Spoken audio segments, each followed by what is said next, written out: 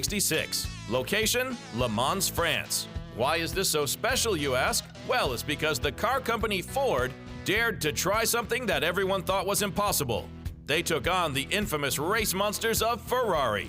In this movie, we see Christian Bale and Matt Damon portraying race car driver Ken Miles and car designer Carroll Shelby. While the real guys were nothing but race fans, the actors themselves don't really have that much of an interest in cars. I've never really been a car person, personally. I grew up in a city. I took the subway and the bus everywhere. And this is, this movie centers around these cars, but it's really about this friendship between these guys. And the way I related to it was about the whole process of collaborating with other people to make something, to build something. That's kind of what we do for a living, and so I found them very relatable in that sense. There definitely is an absolute rush, an adrenaline rush beyond belief when you're getting in a machine like that is just so twitchy that it's an art to be able to handle something with that kind of power. Those drivers are absolute gods at what they do. It's incredible. I've got such respect for them because of having had the opportunity to drive those cars and realizing it's beyond me, These guys lived and breathed it. They've done it since they were this big, a lot of them. They're absolutely incredible. Ford hates guys like us because we're different. Well, we heard he's difficult. Ken? No, Ken's a puppy dog.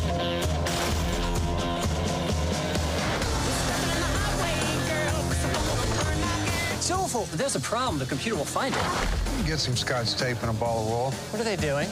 Making your car faster. That's more like it! Well, I think that, certainly for Ken Miles, his wife and child were the center of his universe.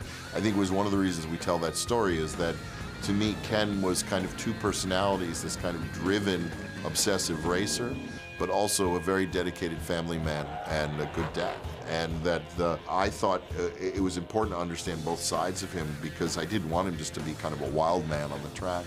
In many ways, I don't even think he was. I'm not even sure Ken Miles was racing against the other drivers as much as trying to be himself. In a way, he knew how good he was, and all he was ever trying to do was better his last lap. One of the reasons Ken was this fast was because of his low body fat.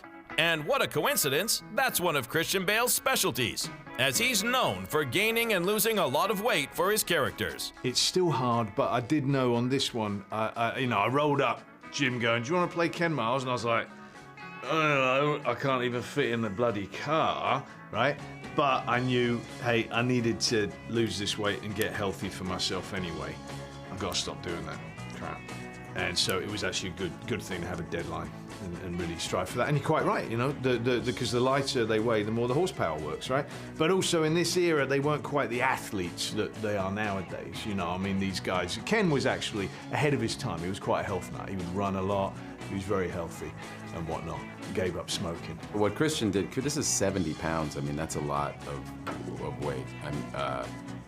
Because Ken's probably 10 pounds lighter than you, right?